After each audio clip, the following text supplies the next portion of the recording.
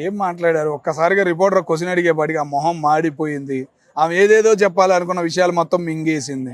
ఇక ఏదో 4 తిట్టాలనే రకానికి వచ్చేసి 4 మాటలు ఏదో అనకూడని మాటలు అనేసింది. జనం చేత తిట్లు పడుతుంది. నిన్న బయటకు వచ్చింది మళ్ళీ. నేను క్షమించండి, నేను అట్లా మాట్లాడి ఇట్లా మాట్లాడాను అంటుంది.